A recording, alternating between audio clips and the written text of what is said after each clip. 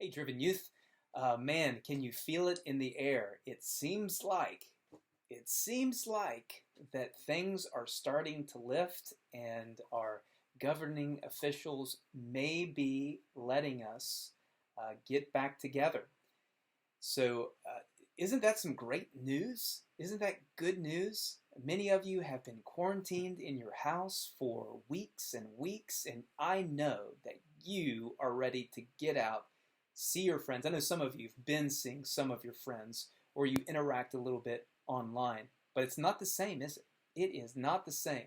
And I understand, I feel the same way that you do. I am ready to assemble back together as a church. You know what? Christians, God has saved us to be in the church. He saved us into the church and for the church to be visible by assembling together. And so I'm looking forward to that time that you and I can be back together again. I know it's going to be a little bit of a process, but be ready because it's coming and it's coming soon. Which kind of reminds me here as we read Esther chapter 8. Now this is where are we at now? Is this the 25th? I think this is the 25th installment of the Exile Challenge. This has been great. I've had a great time just reading through these past few books together. And I hope that you've enjoyed it too. And you can still catch up. Esther is just a wonderful book to get into. So Esther chapter 8, we're almost finished. 2 more chapters left, 9 and 10. Looking forward to it. But anyways, as I was hearing the governor speak today, just about the second phase or second week of West Virginia Strong, letting us go back into somewhat of a normal life, I was just reminded of good news and Esther chapter 8. Esther chapter 8. And Esther chapter 8 is that chapter where the king listens to Esther and her requests, her pleas, for mercy, and he listens, and she asks him to lift this edict that Haman placed upon the kingdom. Basically, what he says to her, well, listen, I've killed Haman.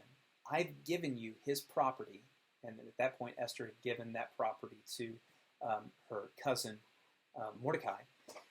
I've done these things. What more can I do? I tell you what, you can make an edict. I can't lift the edict that I've already established through Haman.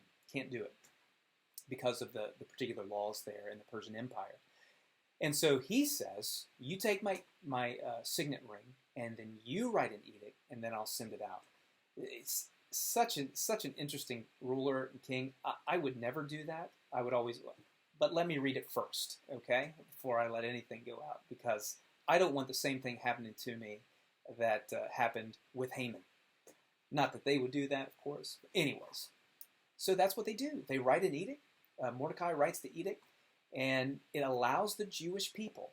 It allows the Jewish people to protect themselves, and it gave them 9 months. Okay, so let's just do a little quick recap. In Esther chapter 3, it was in that chapter that Haman wrote an edict supported by the king that all the people throughout the provinces could kill, annihilate, destroy the Jewish people, and take all their possessions on that one night in the last month of the year. Can you imagine if there was an edict or decree that went out in our country? It's hard to imagine because of the form of government that we have, but you never know. Could you imagine an edict goes out that says all Christians can be killed on this 1 month in December, and you can take all their possessions? How would you feel after hearing that edict and knowing that in that form of government you couldn't do anything about it? You couldn't even defend yourself.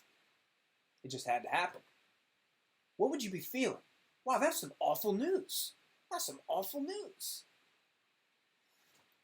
Even in chapter 3, we are reminded, through this whole book, that God, you see God working in all the circumstances, all these circumstances, even the bad news that came to the Jewish people in the Persian kingdom was sifted through the fingers of God. But it'd be hard to take. And so for 2 months, the Jewish people had in the front of their minds that in this, well, not December, but in the last month of the year, people could attack us, could kill us, destroy us, women and children, and take all of our possessions. What are we going to do? There would be depression. There would be despondency. We would probably act just like Mordecai and put on sackcloth and ashes and fast and pray to the God, to our God, who sees all things, knowing that none of these things escaped his attention. He knew these things were happening, and he was allowing these things to happen. And we would pray to him in just utter desperation, probably, right? What reminds me just of, then we come to Esther chapter 8, and the good news. Oh, can you imagine how this news would have felt and how this news would have just impacted the Jewish people as they heard these couriers announce this message in the province that maybe you were living in. What? We can defend ourselves. Ah. And it gave them 9 months to build an army in their areas, in their provinces, militias, collect weapons, buy weapons, and different things like that to defend themselves against these attacks that might occur. What good news. And the good news, it was sifted through the hands of God. And all these things came about as a result of God's providential work through this time period. Now, I know it's not a direct correlation, but as I was just thinking of good and bad news, and we hear bad news all the time, and how do we respond to that? You're going to hear bad news in your lifetime. You're going to hear bad news coming through our news media. How do you respond to it? Well, I think one thing that we respond to is that we need to respond by going to Christ, going to our Lord, who's the one who's in control of all things. And we need to acknowledge and recognize that that none of these things came out of his sight. None of these things caught him off guard. And he knew them, and he allowed them to occur. We have to acknowledge that, trust in him, pray that he would give help and guidance during these times.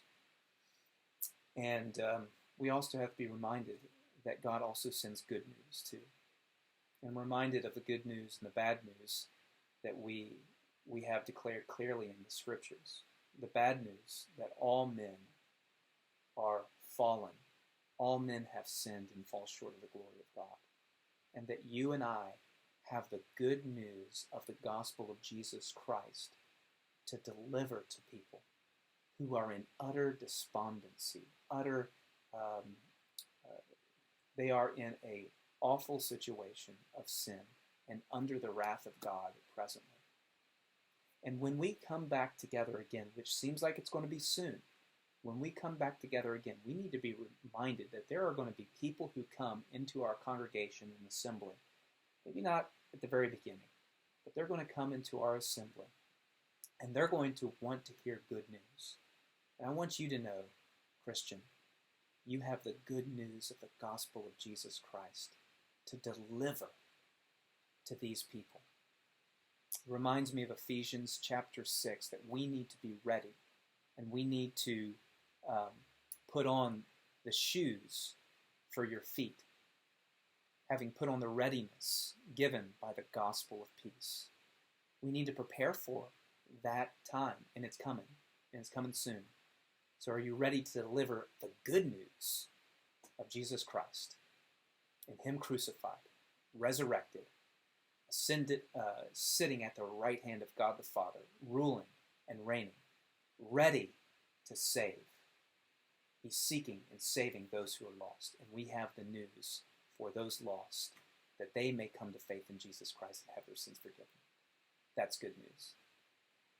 And I'm so thankful for the book of Esther, to see God's handiwork at work. Can't wait to be back together with you again. Keep on reading. Tomorrow, Esther chapter 9. Have a great day. And get ready for some good news.